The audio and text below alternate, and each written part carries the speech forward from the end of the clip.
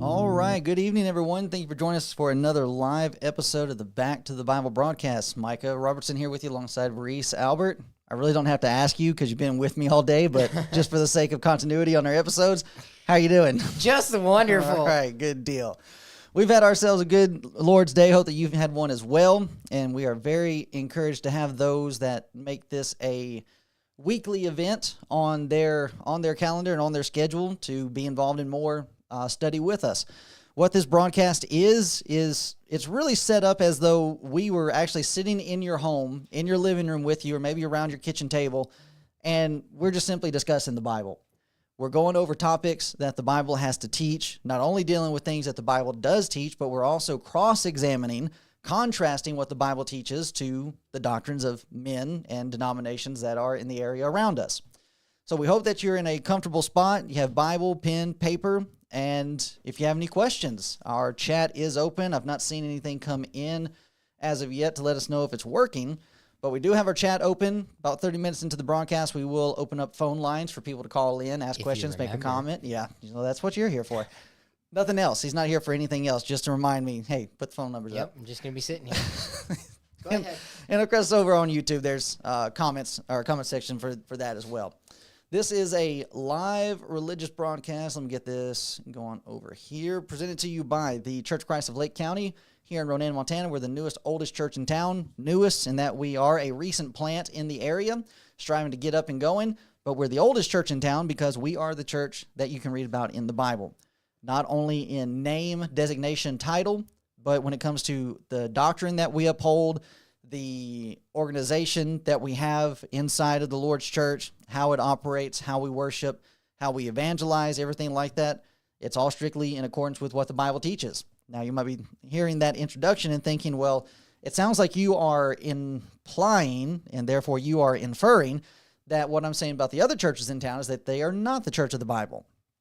That would be correct, because there's only one you can read about in the Scriptures, and there's only one doctrine that you can find in the Scriptures as well. So all you need to do is to read the Scriptures and, here's how this church operates, how it functions, how its organization is established, so on and so forth. Let me find that church in the community. And we can almost guarantee, now it's getting to the point today where we really cannot even guarantee that as you come across different congregations and locations of the Church of Christ, you're going to find what is found in the Scriptures. And that's a sad commentary within itself. But we are striving to be that church of the Bible. We want others to be a part of that church because that's the church Jesus built. That's the church that he's coming back to save. This is a broadcast that is also streaming out of Missoula. I want to say welcome to our MCAT viewers. Meow. Channel 189 out of Missoula. If you're watching on Channel 189, you're watching a re-air of a live broadcast Sunday night, 7:30 p.m. on Facebook and YouTube. We invite you to come over to the live broadcast if you are so interested. The reason for these broadcasts and the work that we're doing here in the Mission Valley, the Lake County area, can be summed up in Romans chapter 15, verse 4. For whatsoever things were written aforetime were written for our learning, that we through patience and comfort of the Scriptures might have hope. We want to bring hope to this area. We want people to be comforted in definitely difficult times that we are facing right now. Where does that come from? That comes from knowing what the Scriptures teach, knowing what's written, but also practicing that, applying that. A lot of people, they want to go off of, well, this is how I'm feeling. They want to go off of emotionalism. That's going to that last comment there is going to line up really well with our topic of study tonight as we move forward. Not only Romans 15:4, but also 1 Thessalonians 1:3. This is a labor of love. Why are we going about and examining what other preachers are saying? Why are you worried about what they're teaching? Because if they're not teaching the truth, the preacher is going to be lost, and anybody that's going to follow them is going to be lost. We do not want that to happen. So we want to examine what they're saying. Here's what your preacher says. Okay, fine. But let's examine the scriptures. Is that actually what the Bible teaches? Well, why would you want to, point that out to me? Because we love you. Not want anybody to be lost. Want to see souls be saved, have their sins forgiven, and go to heaven. 1 John 4, verse 1, it says, "Beloved, believe not every spirit, but try the spirits, whether they are of God, because many false prophets are gone out into the world." So we're out here testing. We're out here trying to see whether or not those preachers out there who are teaching are true, and we're testing it to what the Bible actually says. So the labor of love is putting in the time and the effort to show that I love you, putting in the time and the effort. That's a lot to show that I love someone, is putting time and effort to where you could be doing something else and ultimately working on other people or helping other people. But ultimately you're helping on this broadcast to present the truth. And even with this broadcast, we are not just in the business of pointing out where people are making mistakes and where they're not teaching the truth. The past several episodes with Dr. Nays have been focused on where we actually agree with a lot of what he's teaching and preaching. But the problem comes in with application. Are you actually going to follow through with that? So we try to strike up an equal balance, balance here in what we're doing. If we can agree on something, we will agree on it. But if there's a problem in interpretation, exegesis, and so on and so forth, then we need to address these things. There's a division. We need to try to clear it up. Acts 17:11 goes right in line with what was just read there. 1 John chapter 4, verse 1, in trying the spirits. These were more noble than those in Thessalonica, in that they received the word with all readiness of mind and searched the scriptures daily, whether those things were so. We are involved in searching the scriptures, and we're inviting you to do that as well. As we go through this topic and you're sitting at home, go through the scriptures with us. And if there's anything that's confusing or anything that doesn't seem to line up, reach out to us. We will be more than happy to have conversation with you. So with that, moving into our new episode 86, always let your conscience be your guide. Now, the actual title of this episode is How Not to Use Romans 14. Last week we studied how to use it. What is Romans 14 actually teaching about? This week, Mike Winger is going to give us some help on how not to use Romans chapter 14, and it's a doozy. A doozy because this is the common way that a lot of people, not just in the denominational world, I have run into a lot of brethren that have tried to use Romans chapter 14, and they use it outside of its context, and they use it in a way, in a fashion that should not be used, and is very much in line with what Mr. Winger is going to present. And it is uncanny just how similar it is to Jiminy Cricket off of Pinocchio, Walt Disney. Just let your conscience be your guide. That right there within itself ought to be problematic in how, just if you know very little about the Bible, you just have basic Bible understanding, Bible knowledge, you should know, what? A person's conscience is not the best guide for them when it comes to following what God says. Because you look at the religious landscape, we can view all around us, okay, there's a lot of people out here that are following their conscience into several different things, and it's taking them away from the Bible. But yet when it comes to Romans 14, a lot of people want to try to use that as a blanket idea of, well, this is where we get to cover these elements that we disagree on, we don't really know how to answer, and we just get to say, you know what, it's just a matter of opinion. You let your conscience take you in this area, and I'll let my conscience take me into another area. And all of that is under the pretense of, so we don't end up being divided. But it sounds like to me, if you're heading off in two separate directions, that's a division that's taking place. So we're going to go through this video together. We already did some introduction. We used some introduction of it last week to kind of get us queued up for where we would be this evening.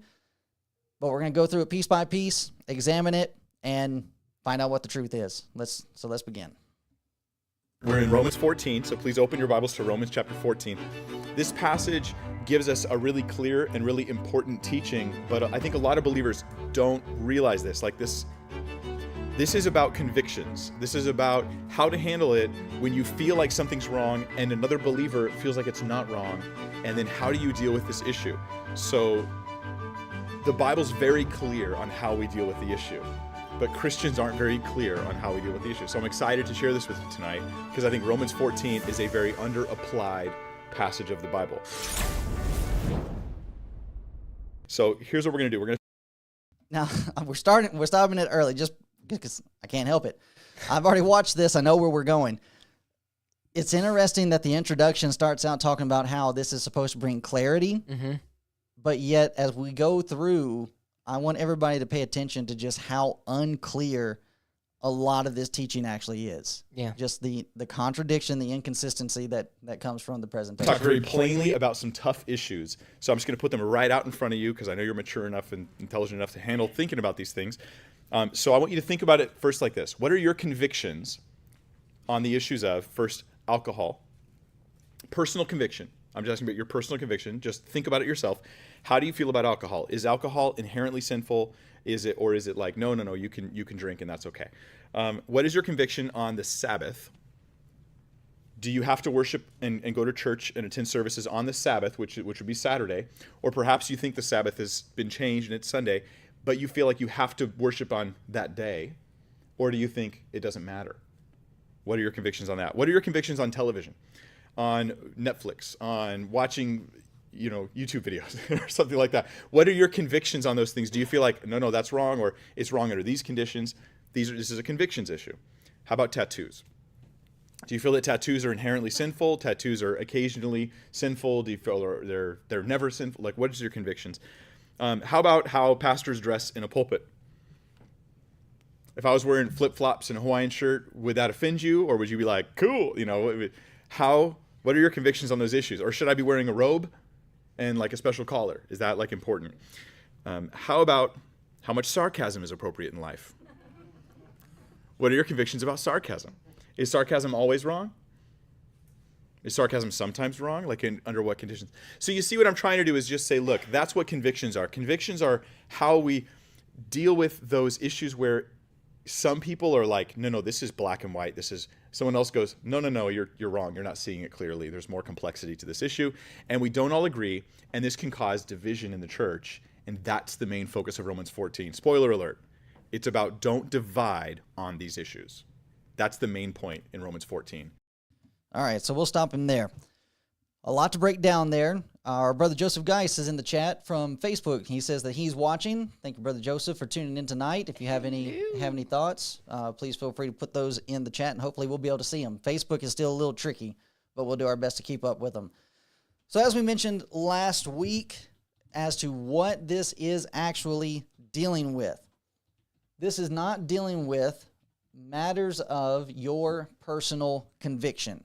Now, some might take an issue with, well, why are we even taking the time to examine what he says and then going into the scriptures? Why not just simply come up, present your own position, this, that, and whatever? Well, we are presenting the biblical position, but we're taking this from the example of even what Jesus did as he was here on this earth. Here's Matthew chapter 5, verse 21, and here he lays out, okay, here's what the Pharisees are saying. You've heard that it was said by them of old time, thou shalt not kill, and whoever shall kill shall be in danger of the judgment. Okay, here's what your teachers are saying. But I say unto you, let me give you further instruction off of what they're saying and how what they're saying is actually incorrect. So as we said, or as we presented last week from the scriptures, Romans 14 is not dealing with personal convictions. That's how he's starting out all of this. What's your personal convictions on this? What are your feelings on this? That within itself should send up all kinds of red flags with people. Why are we not dealing with these topics with the question, what does God say about these matters? Why are you worried about how I feel about them? And right there goes back to the ultimate problem that we're having with most of the religious world when it comes to the matter of authority. You see, nobody's looking at this as actually being authoritative from God's positions. It's just, well, what do you think about it? How do you feel on the matter? Everybody should know, well, if we're just going by what my feelings are, Well, if I'm for it and I want to do it, well, then my feelings are that it's okay. But that doesn't mean that God actually says that it's okay. And we discussed last week how that these issues, the eating of meat, the observances of days, and even when it came to the matter of wine, which does not intrinsically mean alcoholic beverage, but even just in dealing with matters of the grape cluster, the fruit, even the grape juice. Jews, some class of Jews, were not allowed to go near those things. Certain meats they could not eat. God told them not to do that. When it came to the observance of the Sabbath day, God told them, you observe this day. When it came to the matter of wine, grape juice, grapes, the actual fruit, you had some Jews that took a Nazirite vow, and they were not allowed to get close to anything that grew on the vine. Well, what are they supposed to do now that they're Christians? You don't make an issue out of this. You want to observe the Sabbath day? Fine, observe the Sabbath day, but you still have to assemble over here where God says you're supposed to assemble. The problem that we have with this is that all of this is opening up to, well, everybody gets their own private interpretation on things. When the Bible clearly says we're not supposed to have our own private interpretations. You can read that from Peter. Peter wrote that by inspiration. No prophet of old was given his own private interpretation on these matters. So what about when it comes to the matters of eating meat? To a Jew, they would struggle with that. Peter struggled with it, if you remember. Acts chapter 10, rise up, kill and eat. Rise up, kill and eat. He said, not so, Lord. He blatantly said no to God when God is telling him to do something. That's how strong this was. But here's what's being presented, and this is a huge problem for the religious world. Romans 14 is not talking about personal opinions. When it comes to what the Bible has to say about eating of meats and not eating of meats, we're not dealing with personal opinion. Mm-hmm. For the Jew, God told them, don't eat these meats. For the Gentile, who's coming out of idolatry, and he's being told, hey, you need to stay away from idolatry. Oh, well, that means I need to stop eating these meats that are offered to idols. No, we didn't say that. Mm-hmm. But for them, they're struggling in this area.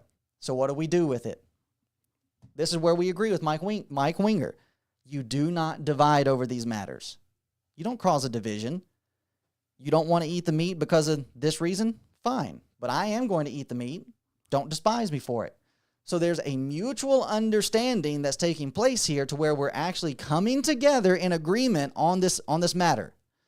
It does not matter whether you do eat meat, don't eat meat. And we're still able to fellowship one another. Anything on that? I got someone in the chat. It's JC Harrison. Yeah. It says, hello. Could Romans 14 be applied to former Adventists who may still have a desire to keep the Sabbath? So that's getting a bit ahead of where we're going, but hey, it's in the vein of where we're wanting to be.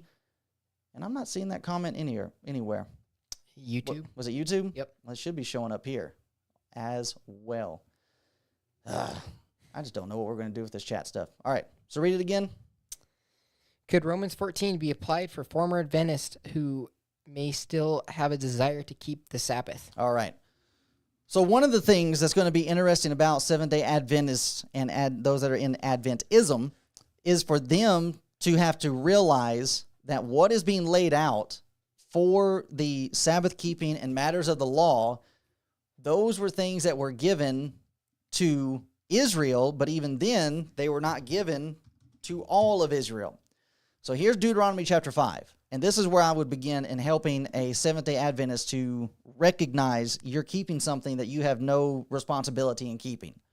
Moses called all Israel and said unto them, Hear, O Israel, the statutes and judgments which I speak in your ears this day, that ye may learn them and keep and do them. The Lord our God made a covenant with us in Horeb. Horeb is another name for Mount Sinai, and that's what he's discussing here. He's discussing that covenant, those commandments that were laid out. The Lord made not this covenant with our fathers, but with us, even us, who are all of us here alive this day. The Lord talked with you face to face in the mount, out of the midst of the fire. Right there is where I would begin with the Seventh-day Adventists and trying to establish with them, are you a Jew? Are you a Jew that was there at Mount Sinai? No. At Horeb? No. Then this doesn't have anything to do with you. We are no longer under that system. We are no longer under those observances. You do not have any responsibility to keep this day. Now, where Romans 14 would come into play is the very fact of what we're discussing here in Romans 14, 1 Corinthians 8, 1 Corinthians 10. I am going to recognize that, okay, this may take a little bit of time for them to get over. All right, we can grant that time. But the fact remains that they are eventually going to have to get over it. Mm-hmm. That they're going to have to, and especially considering the foundation where their belief is coming from. Yeah. So number one, it's not only just coming from the establishment of the Old Testament covenant, but the fact that they are also getting it from a false prophet. That she supposedly received this vision, and in the vision she saw the fourth commandment, and that being of keeping the Sabbath day, as being lit up red, and that was the sign that they were still supposed to observe the Sabbath day. All of that is an organization, or is an organizing under something that is false. So I see we have Kalispell Seventh-day Adventist in the chat. Welcome. Thank Hello. you. Thank you for watching. Not only Missoula, but we got Kalispell too. All right, awesome. So they say the seventh-day Sabbath was established at creation. False. We're reading right here in Deuteronomy chapter 5 that this covenant that is being made, that was made with them at Horeb, is said to not have been a covenant with their fathers. Adam, Eve, Cain, Abel, then Seth, his lineage, Noah, his family, they would not have been under any observance of the Sabbath day because that was not a covenant that was made with them yet. For that further clarification on that point, the reason why I know this was not a covenant established from creation was because when God institutes the keeping of the Sabbath day for the children of Israel as they are wandering in the wilderness, they immediately break it. If this is something that they had been involved in keeping all of this time, they wouldn't have broken it immediately. Mm-hmm. But then you also notice that when they end up breaking it, there's no punishment. Yeah. Given to the ones that are actually involved in breaking it. If this is in fact something that they would have had since the day of creation, then punishment should have been dealt out from the start. Not only that, but condemnation should have been placed on Egypt as well for their not observing or not allowing the observance of the Sabbath day, as the same type of punishment was laid out on different nations and different peoples because of that. So to answer that statement, I appreciate the feedback or the comment, but the comment is just not true.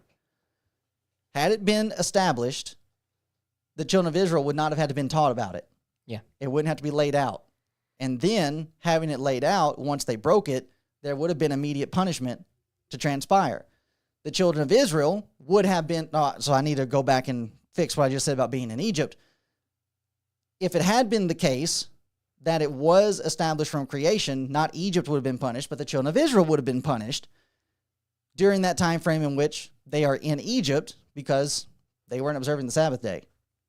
And you find that happening later to the children of Israel during the time of the prophets, that one of the reasons why they're going into captivity, God says, because you're not observing the Sabbath, and that's specifically the Sabbath year. So all of that goes into play. And that's another good point there from J.S. Brown 303. Not sure who that is. Is that popping up on YouTube? Yeah, that's a YouTube comment. Interesting. All right, so we got a little mixture going on here. Yeah, thank you, J.S. Brown. He brings up Nehemiah chapter 9 and how it is that even Nehemiah mentions here. Let me see if I can find it in... I can't find it here. Let me find it in my Bible, because that's what I know the best. That's where I know.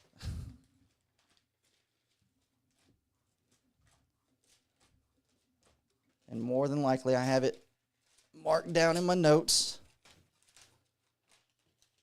And that's a good point to where if you are not making notes in your Bible, that you should. All right, Nehemiah 9:13. 13. We'll start, let's see if we can find a context starting point.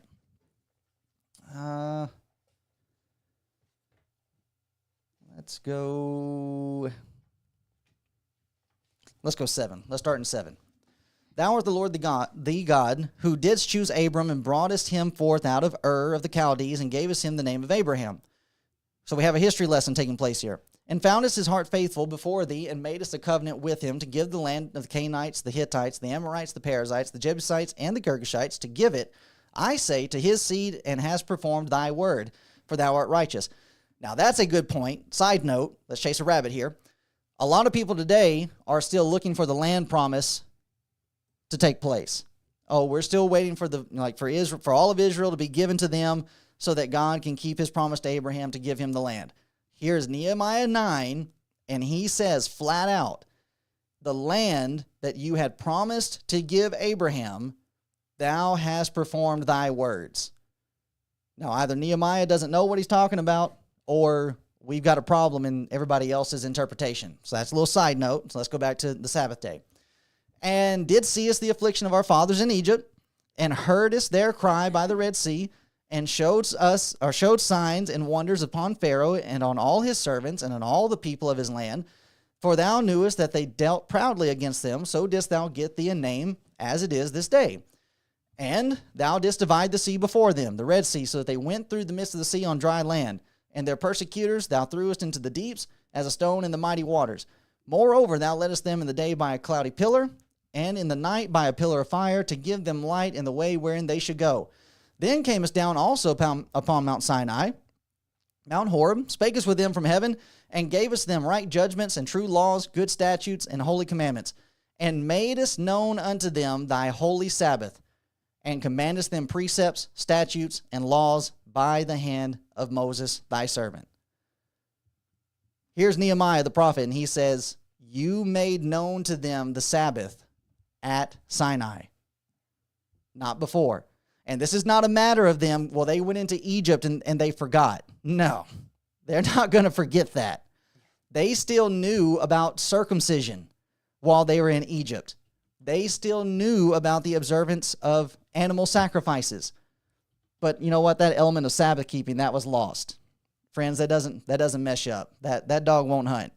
Thank you, J.S. Brown, for that scripture reference there. And Kalispell Seventh-day Adventist Church, hopefully that brings some clarity. If we need to discuss more, please feel free to do so. Were there any other comments that we're looking at? I got signed out of Facebook for some odd reason, so Nice. I'm trying to get back in there. All right. Well, I'm looking over here on the Restream actual website. I'm not seeing anything, nothing on OBS and nothing over on the other chat.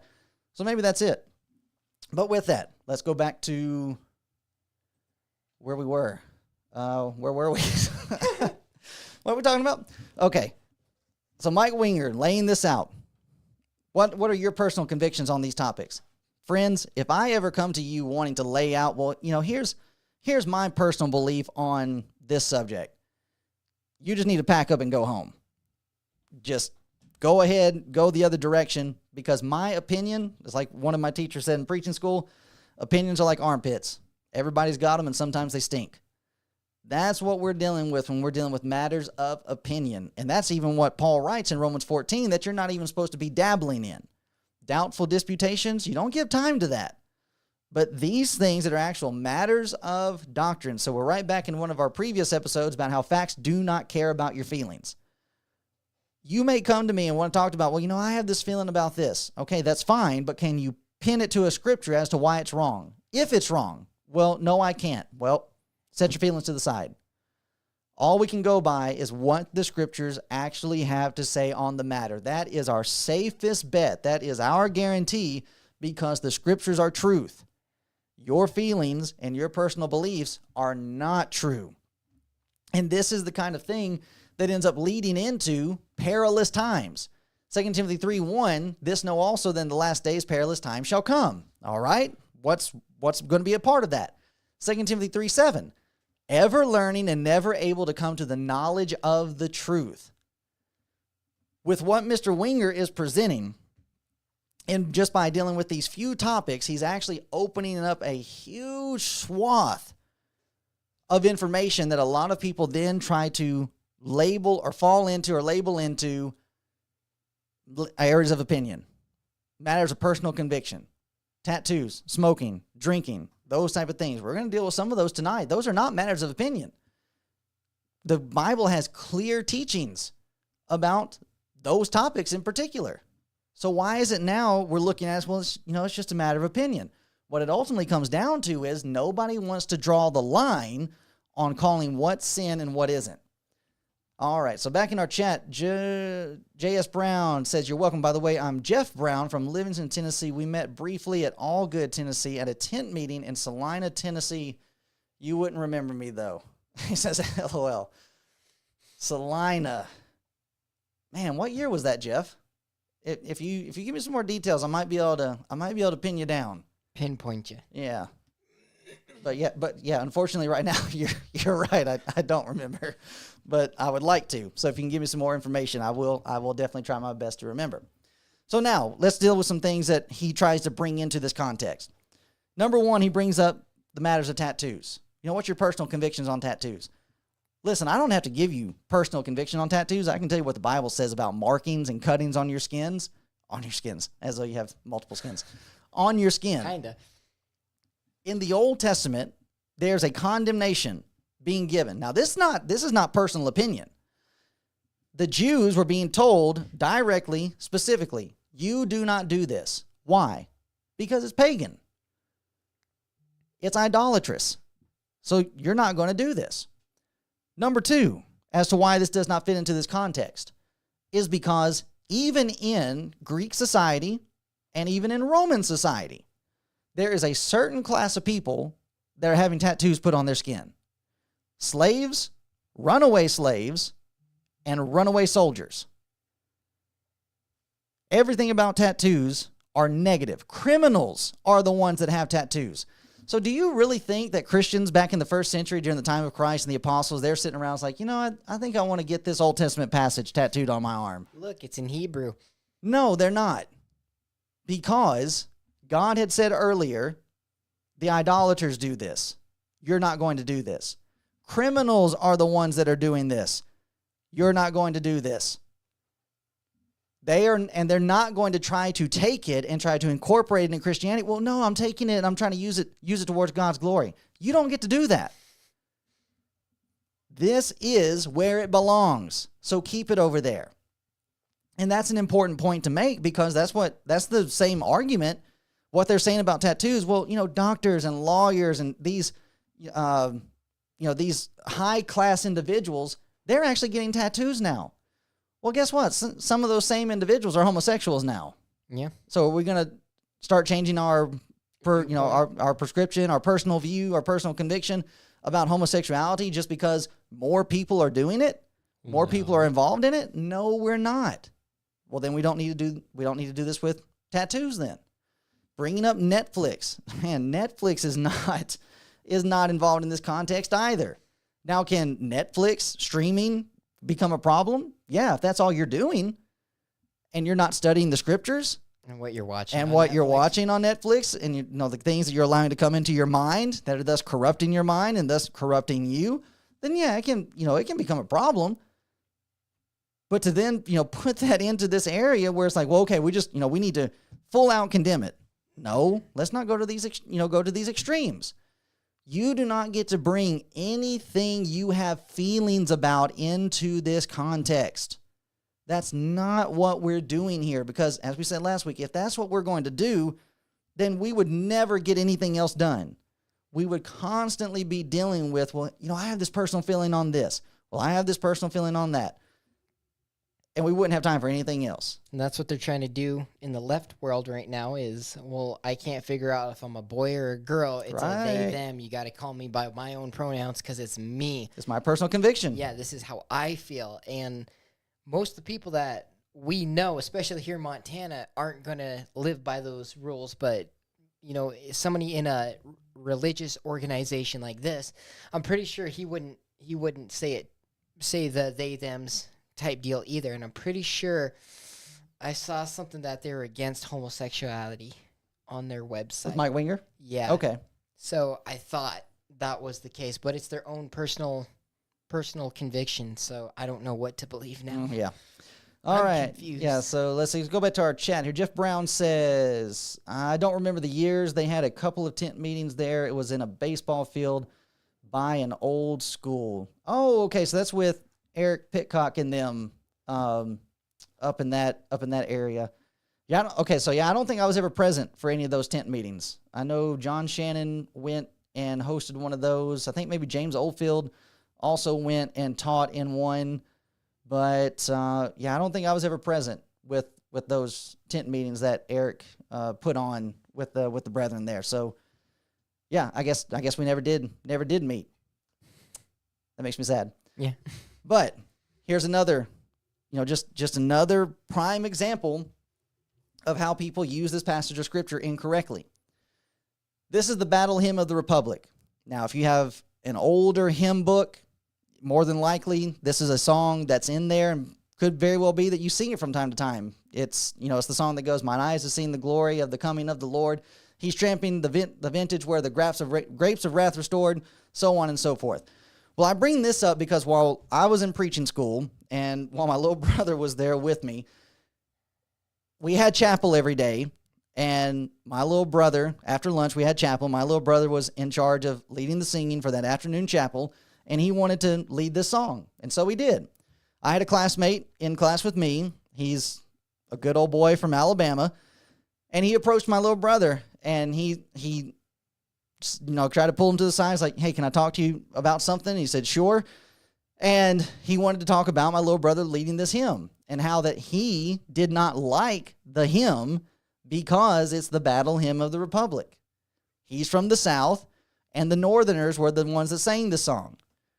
And he started trying to use Romans chapter 14 to try to say, this is my personal feeling on it. You need to respect that. And my little brother's response to him was correct and was accurate. He asked him, he said, "Well, is there anything unscriptural with it? Like, is there anything biblically wrong with this hymn? Anything false that's being taught?" He said, "Well, no." And so he said, "So you don't have any type of scripture to actually tack on to why this would be wrong?" He said, "No." And so my little brother said, "I'm going to keep singing it. And you can just go pound sand." I'll see you tomorrow. Yeah, pretty much. And that's the right response. I don't care that you're from the South, and you should not be promoting that to the degree where you're actually putting your Southern pride, which there's not much to be proud about the South with the history that they have, with that Southern pride in front of what we're actually able to do as far as being biblically correct. But that's the kind of foolishness, and I say foolishness correctly because that is foolish.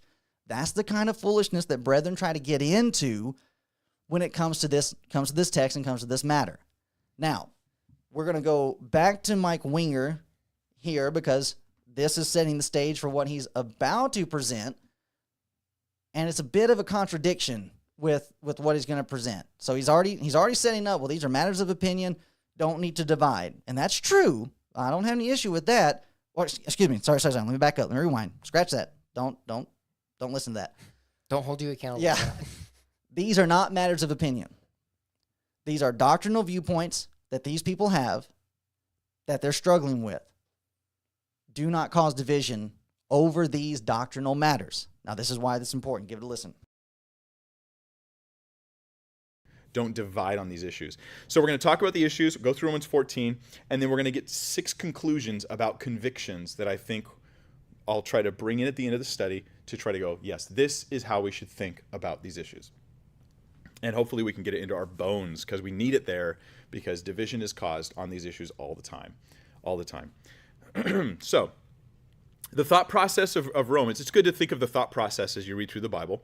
And as we approach Romans 14, the thought process is Romans 12 is all this application stuff of how to live the Christian life.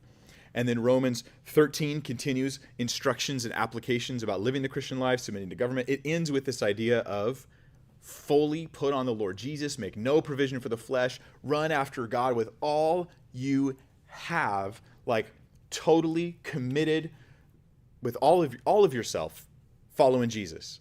And the next thing is, and about those convictions of yours. It so perfectly flows because the second someone goes, I am all for Christ, my whole life is for Jesus, they start going, that means I don't want this in my life, I don't want that in my life, I don't want this in my life. And then they go about and they go, hey, that Christian has some of the stuff in their life that I don't want in my life. How do I handle this issue? So here we go. All right, now before we get into that, we want to go to Romans chapter 13, because as he's dealing with this from the standpoint of, well, these are personal convictions, and thus we don't really need to spend a whole lot of time talking about our personal convictions, but yet he's going to spend a 45-minute video talking about personal convictions. Romans 13 addresses some actual, like there's an actual list given at the end of Romans chapter 13, and we need to start in verse 7. Render therefore to all their dues, tribute to whom tribute is due, custom to whom custom, fear to whom fear, honor to whom honor. Owe no man anything but to love one another, for he that loveth another hath fulfilled the law. For this, thou shalt not commit adultery, thou shalt not kill, thou shalt not steal, thou shalt not bear false witness, thou shalt not covet. If there be any other commandment, it is briefly comprehended in this saying, namely, thou shalt love thy neighbor as thyself. That's a pretty specific list.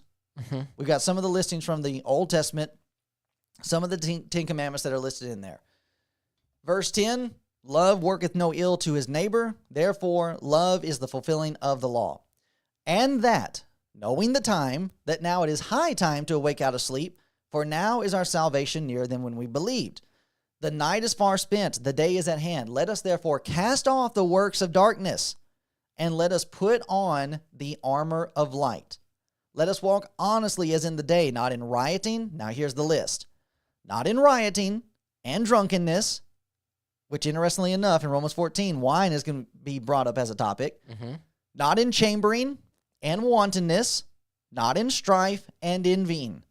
Put ye on the Lord Jesus Christ, and make not provision for the flesh to fulfill the lust thereof.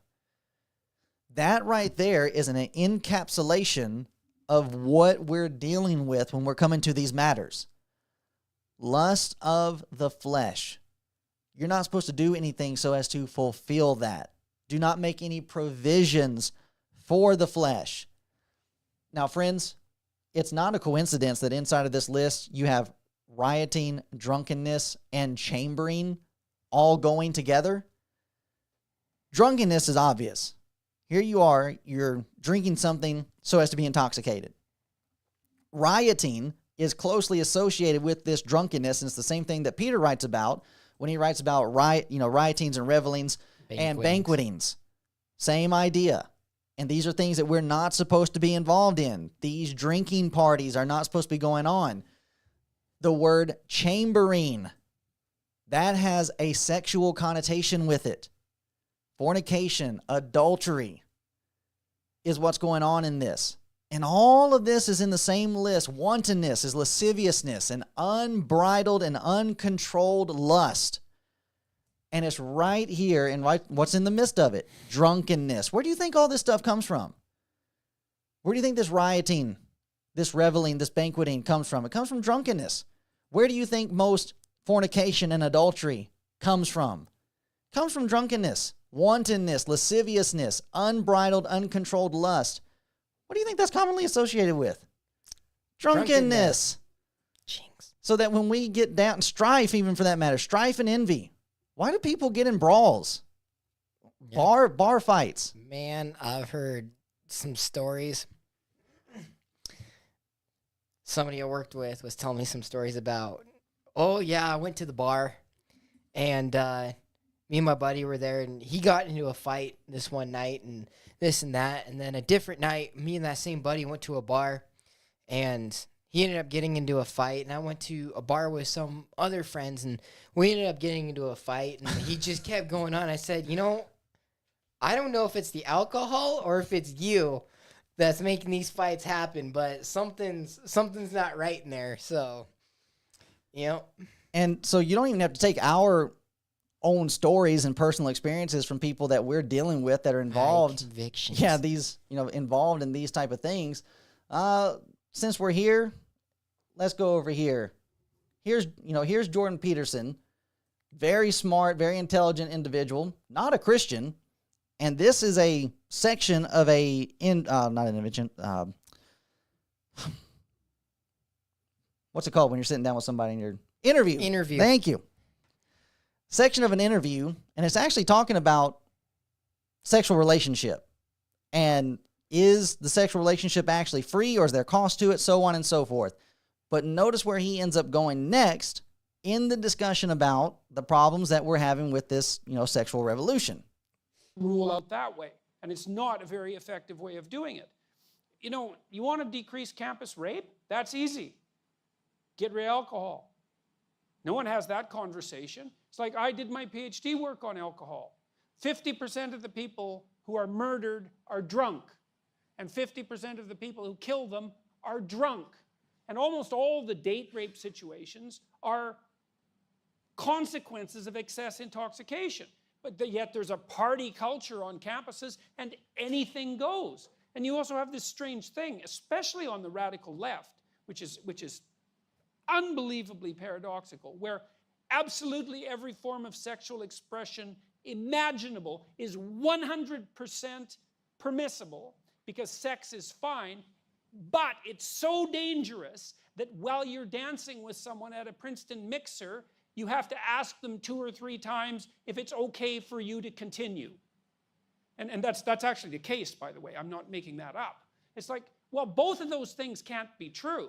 Now, what's happening, I think, on the Me Too end of things and the affirmative consent end of things is the old sexual taboos are reasserting themselves.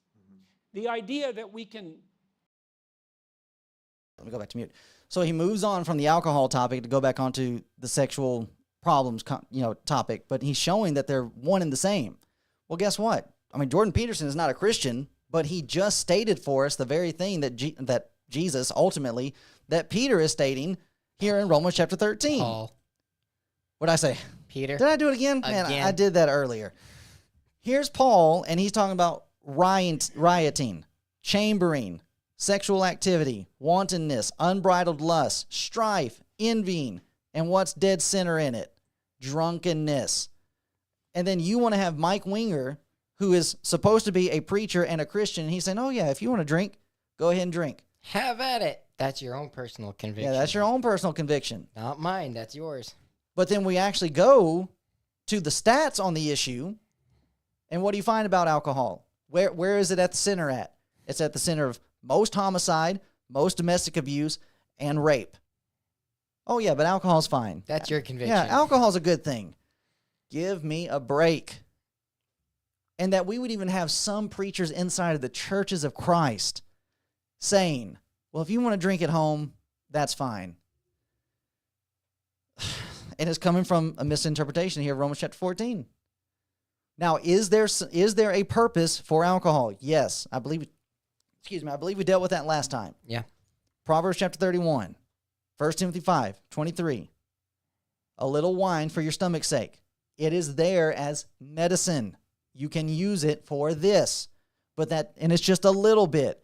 You do not get to take a context where Paul is writing to Timothy and says, use a little bit to then justify, drinking parties. If I want to have a full glass, then I can. Friends, that just does not add up. And in this list of what Paul is writing about in Romans chapter 14, to where he's dealing with this discussion, and the question arises, well, are we dealing with alcohol or non-alcoholic?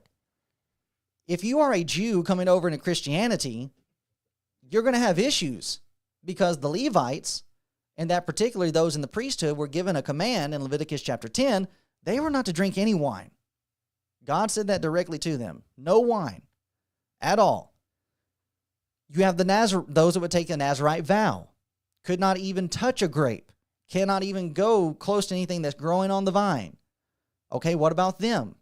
What's their viewpoint? What's their stance? They're going to have to come out of that. They're going to have to recognize, number one, you can't be taking that vow anymore because under the New Testament system, we come together every week to partake the Lord's Supper. And in partaking of the Lord's Supper, we're taking the fruit of the vine. This is a command you must do, so that Nazirite vow is out. So that right there deals with that very quickly. To where if you are going to end up contradicting or trespassing against a new command that God's given to us, then you've got to get rid of this other. Now, so as we're looking at this and we're considering these elements, okay, yeah, these are not things to divide over. These are things that the Jews would actually need to get on board with. Peter, for example, he had to get on board with the eating of these meats and eating with Gentiles. And he was called out on the carpet for it. And viewing that and seeing that, that's setting the stage for others. Okay, yeah, we shouldn't be making an issue of this. I understand that I've got this hang-up, but I need to get over this hang-up.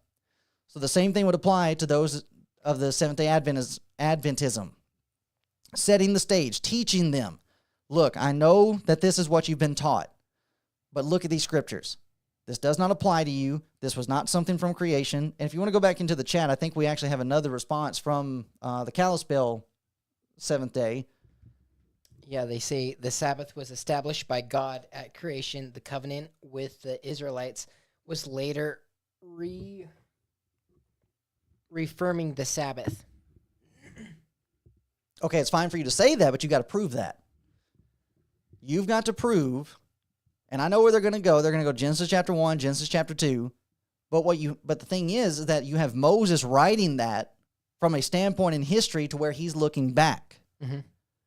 He's looking from where he is, and he's looking back, and he's pinpointing this is why they are being given the Sabbath. So once again, the evidence is stacked against you. Nehemiah says this was not given to us, was not revealed to us until Horeb. Abraham was not in any way, shape, or form in observance to the Sabbath, and even with that. So as we said, why is it needing to be reestablished? If this is from creation, and we know that the children of Israel were already keeping things that God had established with them, they were already keeping circumcision, they were already observing sacrifices, why now all of a sudden Sabbath has gone out the window? Mm-hmm. Why all of a sudden they just set that to the side? If it was there, they would not have set it to the side. So that's a fine statement, but it's not. I don't think you're gonna. I know you're not gonna have any evidence for that. Yeah. So you need to deal with Nehemiah 9 in a proper fashion, addressing that. Nehemiah, prophet of God, says this was revealed at this point. Moses himself says this covenant was not made with your fathers. That would include the Sabbath. So you're going to have some issues with that. And and then even on top of that, cannot get past the fact of your founding with, the why am I blanking on her name? The prophetess Mary Baker Eddy. With your prophetess, Mary Baker Eddy. She's not a true prophet.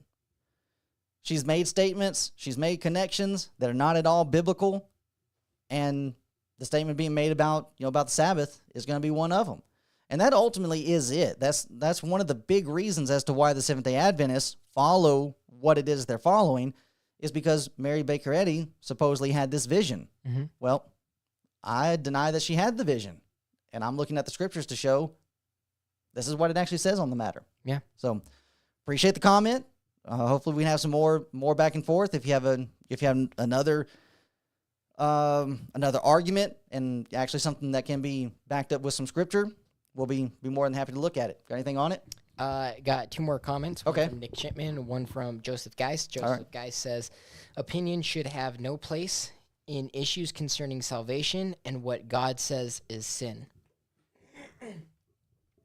Then Nick Shipman says, pretty much everything filled under Romans 14, except for God exists, Jesus is the Son of God, believing in Jesus, then the entirety of the rest of the scriptures get swept under the rug of Romans 14. Yep.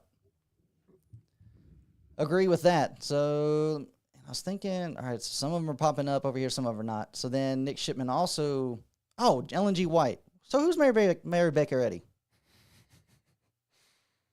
Who am I getting her mixed up with? So Ellen G. White, Seventh-day Adventist prophetess. Somebody clarify for me on Mary Baker Eddy. Nick Shipman also said God rested on the Sabbath day and sanctified it, but it wasn't made into a covenant for his people until Horeb, and even then, only for the Israelites. So yeah, very good point, explanation there from Nick Shipman. Yes, God rested on that day. He sanctified it, but he's not commanding anybody else to observe it until much, much later. Nehemiah says so. Deuteronomy says so, Moses says so as well. So I'm going to stick with those prophets. All right, let's go back here to Mike Winger right quick and notice some of the strong stance he ends up taking on some elements. Romans 14, verse 1, it says, receive one who is weak in the faith, but not to disputes over doubtful things. Let me start with what this does not mean. I'll explain this phrase, weak in the faith, disputes, doubtful things. But here's what it does not mean. It does not mean that Christians should ignore doctrinal differences. Doctrinal differences are not doubtful things, right? I know that there is clear teachings about, especially the essentials of the Christian faith. Like you're going to tell me we disagree about who Jesus is? That's a pretty big deal. We disagree about theology that's clearly taught in the Scripture. This is not something we can disagree about and just be okay with. In some cases. In some cases it is, some cases it's not. But this is not really what it's about. This is not about doctrinal differences. In fact, Paul openly rebukes Peter over an issue related even to food, interestingly enough. In Galatians 2, it's recorded. He says, Peter came, and before the Jews from Jerusalem came, Peter was there eating with the Gentiles, having a good time. But then the Jews came, and Peter set himself aside and wouldn't even eat with the Gentiles. And then Paul says, because I saw his conduct was not true according to the gospel, he saw this wasn't really a food issue, this was a gospel issue. Then he rebuked him openly. But then in other teaching, he goes, but food doesn't matter. Right? So the food isn't the issue, it's the gospel that's the issue. Whenever an issue approaches the gospel, it's an essential issue, and we should fight over this issue. We should divide over this issue. We should disfellowship over that issue. It's a sad thing, but it's basically you were Jesus and I picked Jesus. That's how it works. All right, so there's another point that we can get behind. If it's coming down to doctrine, then we need to fight about it, need to withdraw fellowship over it. I can get behind that 100% because that's what the Bible actually teaches. Amen. If any man doesn't bring this doctrine, you don't bring him into your house. You don't bid him Godspeed. But Nick Shipman makes a good point, which is where we're heading into, but none of them can honestly agree on what doctrinal issues are. What we're dealing with here in Romans 14, these are doctrinal issues. Mm-hmm. It's a doctrine of the Jews. Don't eat these meats. Observe these days. Stay away for certain class of people from all great products. But now here's the Gentile, and they get to come in and eat whatever they want. They don't have any of these observances about days. What are we supposed to do about it? You don't divide over it. The Jew, who's actually the weak one, needs to recognize this has been done away with. You want to observe it, you want to do it, fine. But do not start binding this on others. So when it comes to these doctrinal matters, such as what Mr. Winger is presenting, made me think about some doctrinal matters that they would say that we shouldn't make an issue of, that we shouldn't divide over, but yet they readily do. So that made me think about, what about water baptism for the remission of sins? Well, we really shouldn't make an issue out of that. Just let it be, so on and so forth. But here Mr. Winger says if it gets close to the gospel, then we do need to make an issue out of it. Well, when I read of what Jesus says about baptism and that for the remission of sins in Mark chapter 16, verse 15, it looks like to me that it's very closely connected to the matter of the gospel. He saith unto them, go ye into all the world and preach the gospel to every creature. Well, what are we going to preach? He that believeth and is baptized shall be saved, but he that believeth not shall be damned. So matters of the gospel, we need to divide over. We need to argue about. We need to fight over. But yet when we try to sit down with people and have dialogue about water baptism for the remission of sins, the response is, that's not an essential point. We don't need to argue about that. We don't need to talk about that. We'll just agree to disagree. Works aren't a part of salvation. Yeah, works aren't even a part of it anyways. But it sounds like to me, this is something we need to argue about. Yeah. And in fact, I can go to historical writings. I have information here from the Baptist Faith and Message. This is the Hiscox, I believe. No. Yes, the New Directory for the Baptist Churches by Edward T. Hiscox. And they have a section here. Let's see, this is page 452. Those that are not baptized correctly are impure. Now, this is the stance of old-timey Baptists. I don't know that there's very many Baptists around anymore that would take these kind of positions. But these Baptists in the olden days, this is, this was rewritten or revised. There's not a year on that page. But anyways, on page 452, point number 3, Baptists insist that they neither may nor ought to invite to the supper any except persons converted, baptized, and walking orderly according to gospel rule. They believe the church is bound to judge of the fitness of those admitted to its ordinances as well as those admitted to its membership.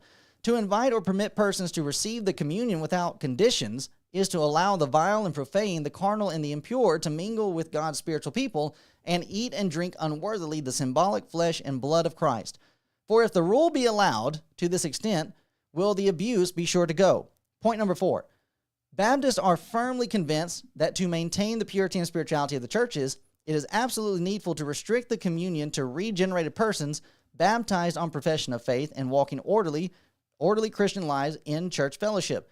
To adopt any other rule or allow any larger liberty would break down the distinction between the church and the world, would bring in a carnal and unconverted membership with which to overshadow the spiritual and control the household of faith, would virtually transfer the communion from the house of God to the temple of Belial. To keep the churches pure, the ordinances must be kept pure and unperverted, both as to their substance and their form. Baptists give the following reasons in justification of their course in the following cases. They do not invite pedo-Baptist. It's down there at the bottom.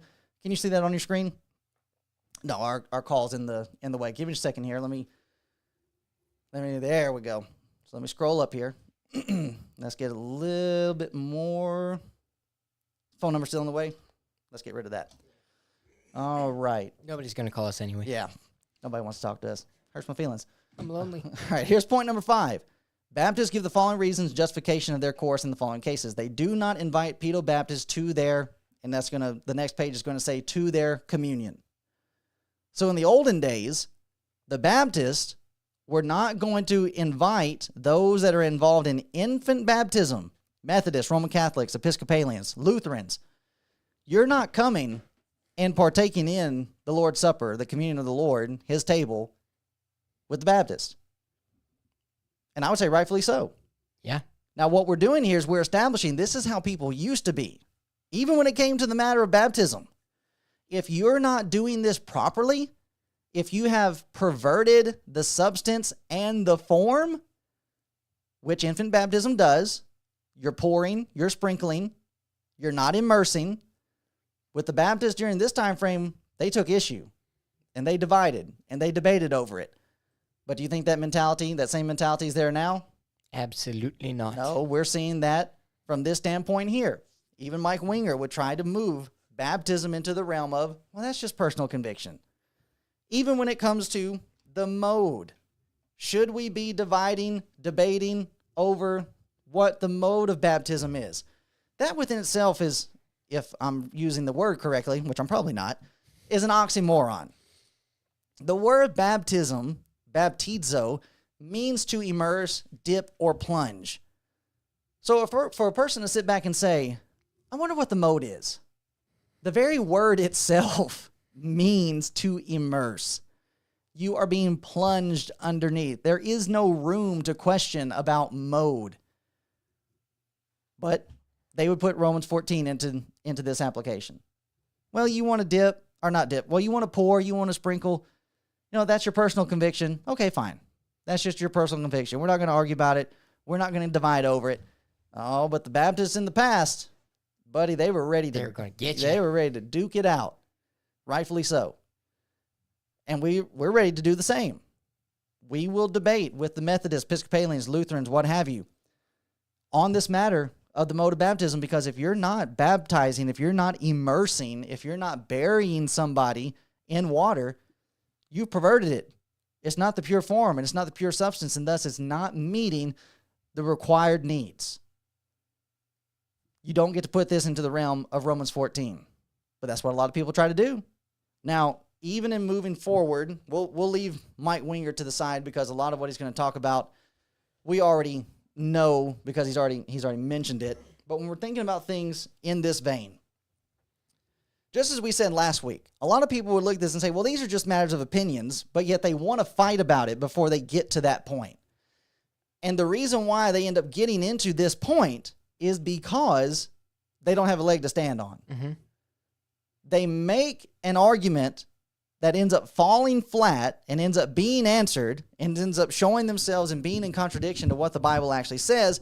And then they think they can just walk away by saying, well, we're actually just dealing in matters of opinion. Shouldn't have been talking about it in the first place. No, what's actually happened is you threw your idea out there, did not have any scriptural backing for it. Somebody else did and smacked you around with it, and now you don't have an answer. And instead of actually changing your view and your stance, you're just going to walk away doing what you want to do. Friends, that's a bad attitude. And that's not the kind of attitude we're supposed to have. In this video, Mike Winger ends up saying, if you're this weak individual, it's fine for you to stay weak. Mm-hmm. That there's really no need for you to even change your viewpoint. Then why are we having this study? Why are we going to sit down and listen to you for 45 minutes? Why am I paying you right. to talk about nothing? We're talking about this, and we really shouldn't even be talking about it. You're not supposed to be changing my viewpoint on it. Then just leave me alone. But friends, the very fact that they're studying it is showing that he's trying, that's the whole point of this. Romans chapter 12, we're supposed to be renewing our minds. Our minds are supposed to be transformed. We are supposed to be growing. Since when are we okay with people staying spiritually weak? Seems like whenever I read about a congregation, let me take, for example, Corinth and all the problems that they had. Paul says to them, you're carnal and you're babes. That's not in a bright light. He's not saying, hey, good job for you guys. That's a condemnation. I'm proud of you. He's saying to them, you need to grow up. And that's the same thing happening here in Romans chapter 14. Folks, you need to grow up. This is not a situation that, you just have your viewpoint, I have my viewpoint, and we do not have to agree. No, there's agreement in Romans 14. The agreement is, this is not really an issue. So you need to strive to get over it. With the eating of meat in 1 Corinthians 8, 1 Corinthians 10, it's the same issue. An idol is nothing. So what about the meat that's offered to an idol? It doesn't mean anything. You can still eat it. Now, do not go to the temple because that's something different. Now you are in fellowship with works of darkness. You are in fellowship with idolatrous worship. We cannot do that. But the meat that is sold in the marketplace, it's just meat. Eat it. Be happy. Same thing with a Jew. Okay, you've got this problem. We'll let it go. We'll let it slide for a time. We're not going to do anything so as to harm your weak conscience, but you need to recognize you're the one with the weak conscience. And so even going back to that with this whole element of your personal conviction and our title slide of letting your conscience be your guide, I read in 1 Timothy chapter 4 and verse 2 that there's actually some people that have their conscience seared. Should we let them follow their conscience? No. Should we let them follow their personal convictions? Absolutely that has not. a seared conscience? No. Our feelings, our personal convictions, our personal beliefs do not set the stage. Psychopaths don't even have feelings. Yeah, that's a good point. Yeah, the normal tugs of morality and consciousness that we have, they, for whatever reason, they don't have. Got dropped too many times. So the last thing we want to do is fall into that. So another area, just briefly, as to where I have run into individuals, members of the church, using this incorrectly, I got into a pretty big kerfuffle while I was at the Memphis School of Preaching with some of my classmates, because when we were let out for spring break, they went to the beach down in Alabama, Mississippi, and those different places, and they were posting pictures on Facebook, and guess who's running around in the background? Naked people. You got naked women, naked men running around in the background. And when they got back to school, I confronted them on it. And I just asked them, what are you doing? Here we are. We're supposed to be setting a standard and an example of we got to stay pure. Mm-hmm. We've got to protect ourselves from worldly influences. And then you're going down here to the beach, running around in public with people that are running around with their clothes off. Guess where they wanted to go? So as to try to defend, they're going to the beach and running around with naked people. Not in Timothy, where it talks about being modest. Yeah, not Timothy. They want to go to Romans 14. Well, you can't judge me on this. This is just your personal conviction about beaches. No. This is clear scripture, clear principles laid out. This is somewhere you're not needing to be. This is like going into the idolatrous temple. You do not go there. If you're going to the beach and saying, well, I can go to the beach and not be bothered, well, I guess I can go to Hooters then. Yeah. Well, let's just take a church trip down to Hooters and let's have all the brothers go there and eat. I hear there are really good wings. I wouldn't know. I've never been because the women are immodest. It used to be in the past that preachers in the past would preach hard against mixed swimming. That was a topic you heard about a lot. You picked up old-time publications, they are hammering on this. Mixed swimming, boys and girls, men and women, swimming together in this type of setting, and that you shouldn't be doing it.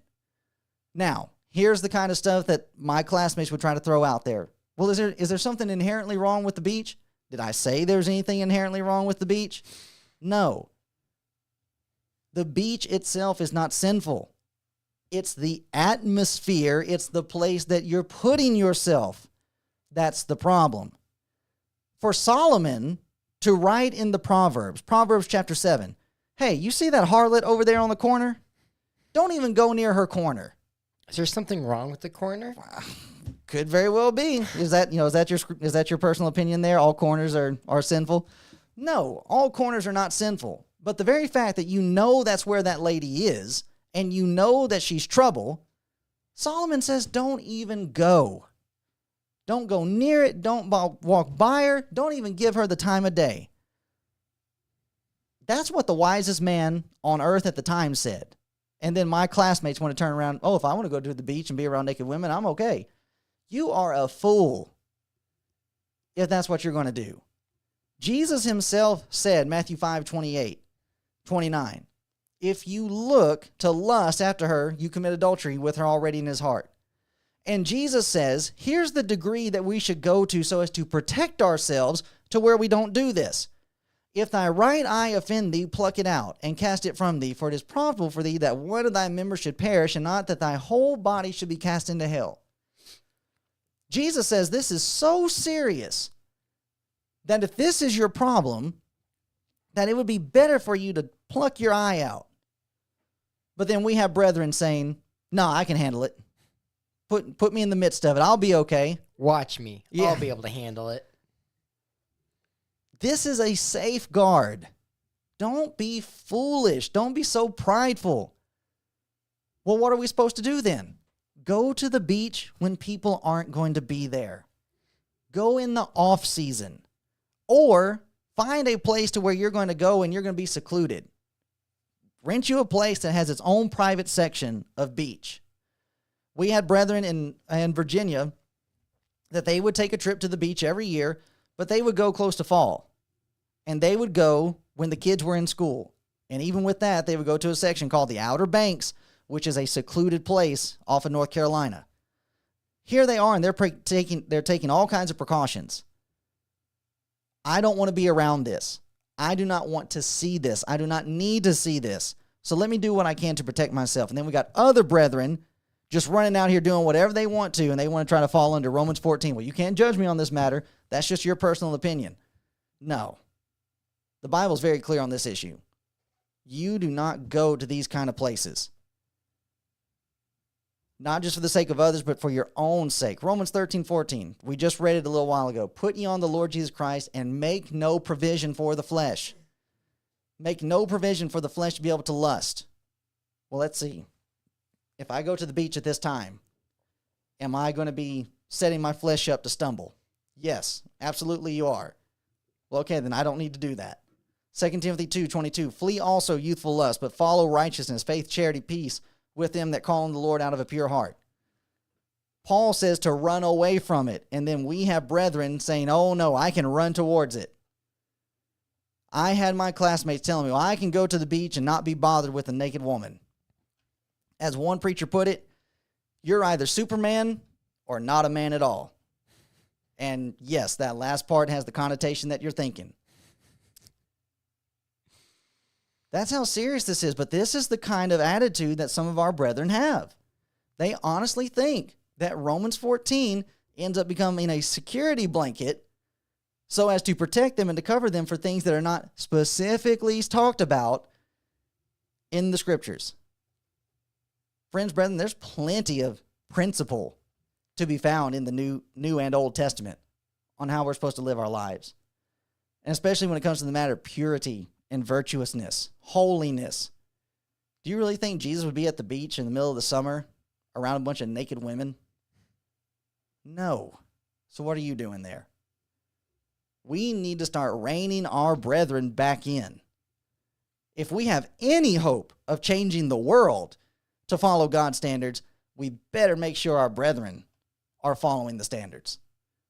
You got anything on that? No, I'm just listening to you. All right. So finally, I'm agreeing. Okay, so finally, our sister Tammy asked last week, I once talked to a lady who thought it was a sin to celebrate birthdays and Christmas, and I read to her Romans 14:5-6 to show that it was a matter of each person's opinion. Was that appropriate? Well, after some clarification, and appreciate Sister Tammy giving us the clarification, she was in fact discussing with a Jehovah's Witness, which I was inferring that based upon the whole birthday situation. Birthday. So when it comes to this situation, there is some application from Romans 14 to be found in this, but there's not full application. So when it comes to the Jehovah's Witness viewpoint and stand on birthdays and that being sinful, number one, they're taking that, they're stretching passages. Job, for example, where his children were killed, they were killed at a birthday party. They look at that and they say, well, okay, here's this bad thing and it happened on a birthday, so birthdays must be sinful. Well, if you're going to reach that conclusion from that section of Scripture, it's pretty evident to me that you are not getting full application from the rest of what is written in the book of Job, because that's the very thing that his friends end up being condemned for. You're looking at this situation and saying, oh, this bad thing happened to you here. There must have been some type of sin. It's your fault. It's your fault. No, you can't make that kind of conclusion.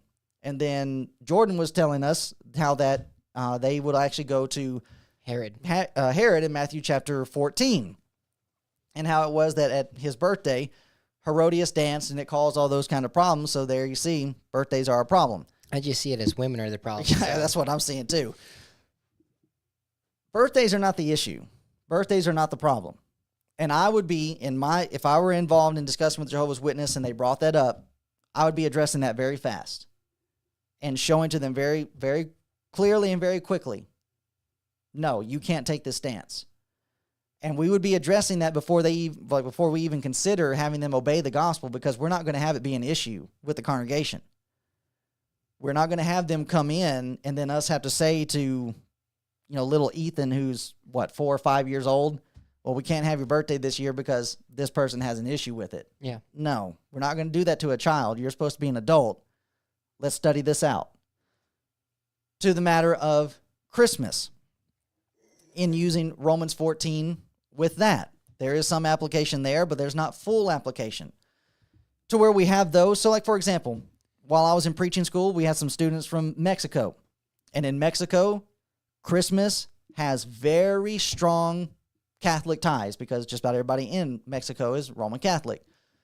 So when they were in the States with us, they did not observe Christmas with their family, even while they were there at preaching school. And the reason for that was because they were going back home to Mexico when they were done at preaching school, and that they were setting up with their children. They weren't like they were not even going to have it be a practice for their children to where it would be something they would have to give up when they go back to Mexico.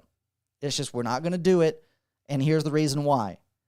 It is so connected in this part of the country that there's just no separating between the two. All right, fine. They have that problem, and you're trying to reach to them and to show to them that you have no association, no affiliation with Roman Catholicism, and that's what you got to do, then that's what you got to do. But then also, they did not then turn around and say to us, well, we're not doing it, so therefore you don't need to do it. No, because they recognized it's just a day like any other day. Mm-hmm. So as far as dealing with this issue of the celebrating of birthdays, that would be something that would need to be addressed quickly with these individuals. Birthdays, when it comes to Christmas, and so I'm trying to think back to the email, and I can't remember the qualifying statement inside of the email, But here's an issue that when it comes to using Romans 14 and the observance of Christmas. There are members of the church that would try to use Romans 14 when it comes to Christmas and say, well, if I want to observe Christmas as Jesus' birthday, you cannot judge me on that. If I want to view it as a religious holiday, then it's fine for me to do that according to Romans 14. No, that's the wrong application. Because what you're wanting to do with Christmas is not biblical. The things that are being discussed in Romans 14, they have some biblical connection. Christmas does not. You cannot observe and promote a lie and try to use that under the umbrella of Romans 14. Mm-hmm. Now, if you want to get together with your family, as we do, we observe the holiday season. We do the lights, we do the trees, we give gifts, we spend time together. Paid holiday, paid day right, off. exactly. Who's not observing Christmas? Am I right? We observe it from that standpoint.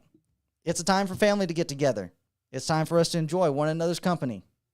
All right, no big deal. I'm not going to judge you in that. You can't judge me in that. But if I started trying to make it a religious thing, oh, Jesus was born on this day, that's a lie, and I can't back it up. Mm-hmm.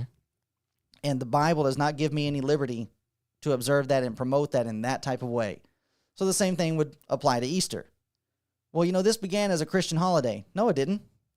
It's a lie. Acts chapter 12, Easter there, clearly in the Greek, is Pascha. That's Passover. This isn't Christian, this is Jewish. So we do not get to start twisting these things and start trying to elevate these things and promoting them as something that they're not. That's a lie. You're not needing to take a lie and try to use that so as to justify getting people to come and do a certain thing. And that's in this video that Mike Winger presents. Well, if this person wants to come on this Sunday and hear them give an evangelistic sermon about Jesus raising from the dead on Easter, then what's wrong with that? What's wrong with it is that it's a lie. So right there, we're in a situation of the means justifying the ends. Or the ends justifying the means, rather. We don't get to operate that way. If we're going to have people come to the truth, then it needs to be in accordance with the truth. So to answer the question from Tammy Brown here, it's a mixture of yes and no. Appropriate from the standpoint of, yes, Romans 14, being patient, trying to help them in their study to move past these things so that they're not an issue. But as far as it being a realm for them to actually observe it with biblical backing, that's where the problem comes in. Yeah. If you don't want to do Christmas, you don't want to do gifts and all that kind of stuff, hey, fine, don't do it. But you can't judge me for it. I'm not using it as a religious holiday. I'm just using this as a national holiday where everybody gets paid time off, everything's closed, we're staying home, and we're enjoying one another's company. Even for a Jehovah's Witness, if they're working anywhere, everywhere is going to be closed that day. Yep. And you're going to get that day off anyways. And for like banks or things like that, you normally get paid for that holiday. So is it, no, I have to return this money because I don't believe in holidays, or I have to work that day. You better make sure that bank's open on whatever day Christmas lands on because I'm working it. Mm-hmm. What do you do then? So I bet you most Jehovah's Witnesses get that money. Yep. Take that day off. And so I think we answered the Seventh-day Adventist thing too. So if they just have this issue that, okay, well, just on Saturday I can't do anything. All right, fine, do that. But don't make it this, do not make it this element of where you've got to do it too. You're sinning if you don't. And eventually that's going to pass away. Eventually you're going to move past that and you're going to recognize, okay, this is not being bound on me. If I'm wanting to observe the day, fine, observe the day. Take the day. But it's no longer that binding element that God had on it in the Old Testament. Because if it was still binding, then the punishment would still be binding as well. And I've not picked up the newspaper to read about who the Seventh-day Adventists are stoning this week for not observing the Sabbath day. So when we're thinking about this, Haven't gotten me yet. yeah, and just the overall application of what we have here, this is the reason why we have so much division. Now, Mike Winger is presenting this from the standpoint that we shouldn't divide over these things, this, that, and the other. But you're just opening the door. Because you get your interpretation on something, I get my interpretation on something, and we end up going our separate ways. But let's just agree to disagree. There is no agreeing to disagree on this matter, on these matters in Romans 14. Wrong. They were in law for a time. Now that's been done away with. Now it's just becoming a matter of, all right, God told us not to do this, and therefore I feel like I need to keep going with it. Okay, that's fine. We can deal with that. And I'm not going to do anything to put a stumbling block in front of you. So even in Martinsville, we had a funeral one time for a member of the church, and this person had some relatives that were part of another congregation in the area, and they would not eat in the building. Now, us at Martinsville, we were fine with eating in the church building. We had rooms downstairs, classrooms downstairs. We'd set up tables in the hallway, and people would bring food, and we would eat together in the area that we had. We have every right to do that. We knew these folks were coming, and we knew that they had this hang-up. So guess what we did? Ate right in front of them. I'm sure a lot of people would think that about us. No, we actually rented a spot, rented a building next door that actually was a funeral home in the past. We rented a funeral home, their eating place next door. We had the funeral service in the building there at Martinsville, 823, and then we moved the meal next door because we weren't going to make an issue out of it. Mm-hmm. And we actually laid down our liberty for the betterment of that, for that family. It's like, look, we understand you got this issue. This shouldn't be an issue. But until we can get the time to actually sit down and talk about it, here's what we're willing to do for you. We're willing to sacrifice, and we'll go over here and eat instead of eating in the building. Mm-hmm. Now, if they were to want to place membership there at the Mount Martinsville congregation, guess what we're going to have to do? Talk to them. We're going to have some studies on why it's okay to eat in the building. Because we're not going to have this disputation. We're not going to have this division. We need to grow. You need to grow in this element so as to be able to move on together. That's what we're striving for. Be of the same mind, same judgment, speaking the same thing. Even on these matters that are not clearly laid out in Scripture. Well, what do we do with Christmas? Don't observe it as a religious holiday. But if you're getting together with family, yeah, that's what the time is for. Give gifts, enjoy time, enjoy one another.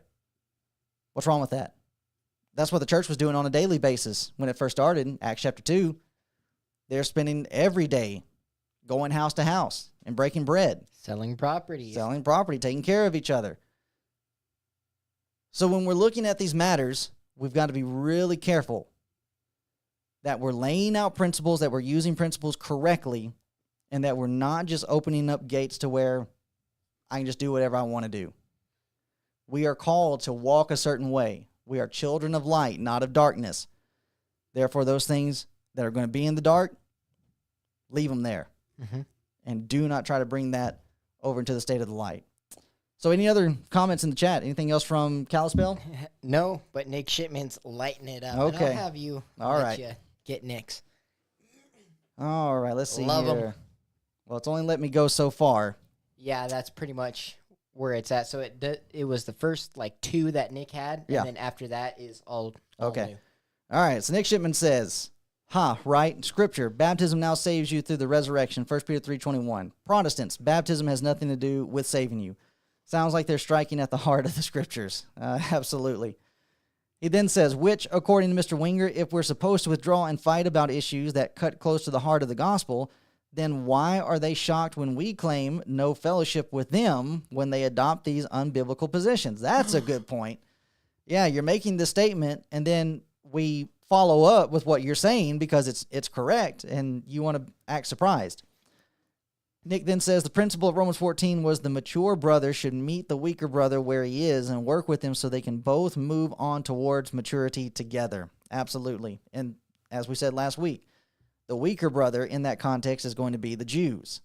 You're holding on to these Old Testament principles that are no longer in effect. Nick then says, is there something inherently wrong with the with the corner? Is that with my accent, or is that with Reese's mountain talk over here? Because he spelled it out weird. Yeah, it was funny. I was reading them and I was trying not to laugh. Nick then says, he's quoting you.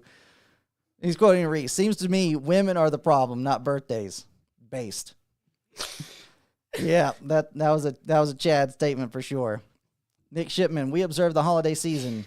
I love my wife. I'm not even gonna conjure that name.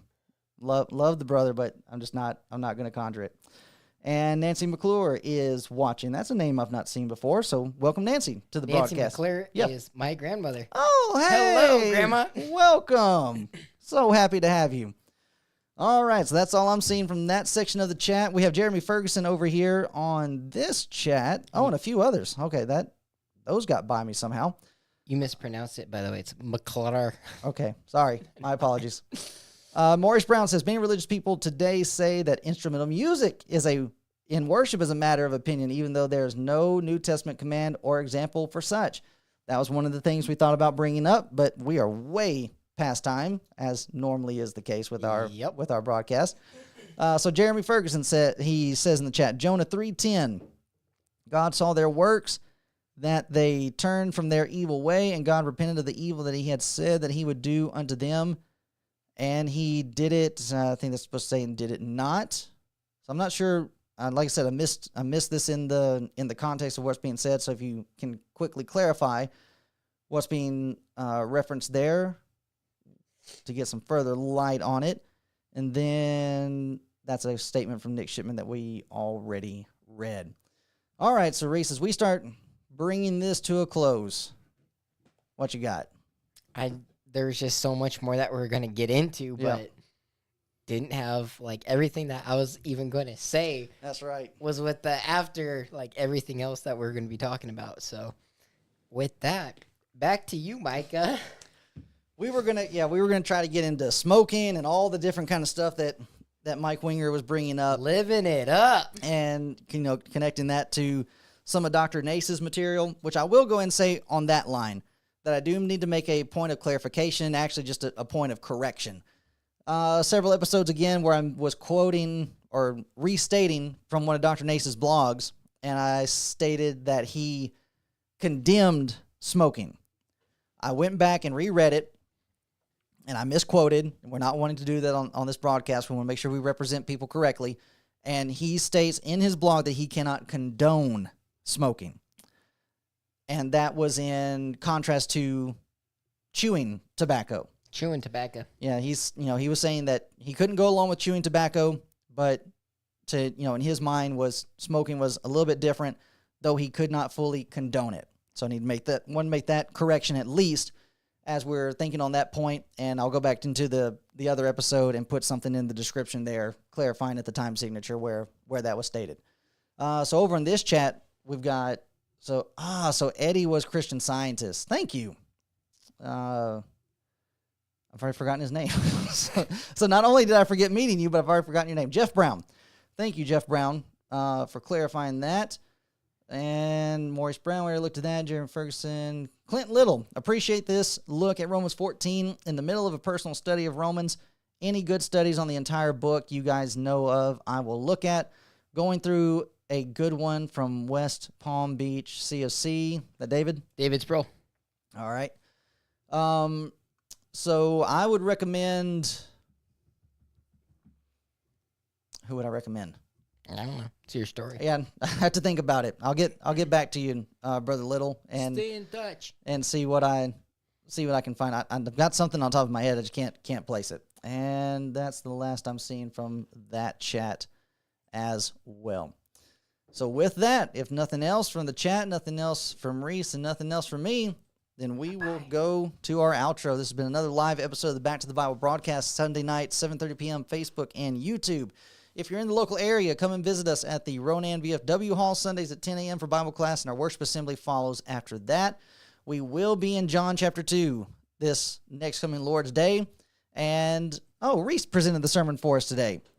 If you didn't, no, it was a good one. If you did not see that live streamed on our Facebook page, if you did not see it live, it is archived, and we will upload it to the YouTube channel hopefully tomorrow. So speaking of the Facebook page, be sure to like that. Church of Christ of Lake County on Facebook. Like, follow, comment, share. Help the page to grow and more people to find what's going on there. We live stream our sermons and cross-share other good information, good sound information coming from brothers and sisters out there. We do have a YouTube channel as well. Church of Christ of Lake County on YouTube. Be sure to subscribe, turn on the notification bell. We upload our classes. All of our John information will be uploaded there. 1 Corinthians is there, Matthew is there, and some Proverbs as well. That chat is open for comment and discussion questions. We do have an Instagram page, but that's just for advertising the broadcast. We're not doing too much dialogue over there just because we don't want to get too far spread out.